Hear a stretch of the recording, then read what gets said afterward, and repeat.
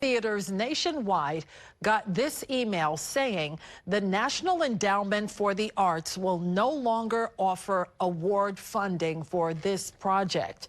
And artists with the Criminal Queerness Festival left devastated by this. Their event is fast approaching in honor of Pride Month on June 11th here in the city. Joining us now is Dmitri Barcomi, production manager of the National Queer Theater. Dmitri, thanks for being here. Thank you so much for having us. So, did you get any warning that this email was coming from the National Endowment for the Arts? Were you caught off guard? Well, we had a bad feeling about it, as did many other arts organizations, especially those who are making queer theater, because of the Trump administration making the NEA enforce this gender ideology ban, which had been impacting arts organizations. So that's a separate issue from this, but we had already been feeling that trouble was brewing. Yeah, so you were bracing for it. And you lost a $20,000 grant. What will you do now? That's right. The Criminal Queerness Festival is going ahead as planned. We are launching a fundraising campaign to make up for the loss of this grant, but it will not stop us from producing the festival and supporting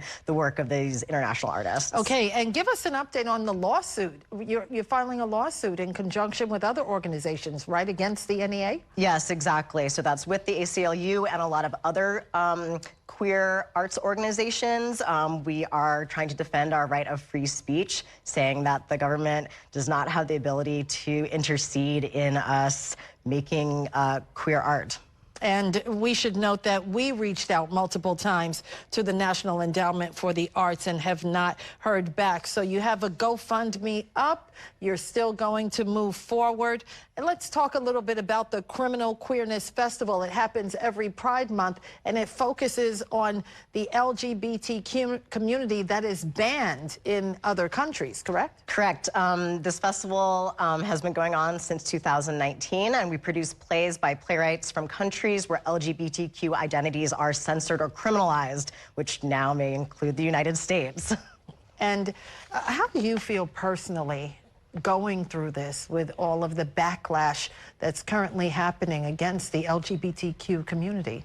Yeah, I think on one hand, it's devastating to see that our country's government is really putting their hate into action, but it's making me and my collaborators feel even more determined to continue making our work and to show how important arts are. Dmitri Barcomi, production manager of the National Queer Theater. Thanks for being here. Thanks for having me. Just ahead on NY1, the nation's highest court paves the way for the Trump administration to ban transgender people from the military. A full report next.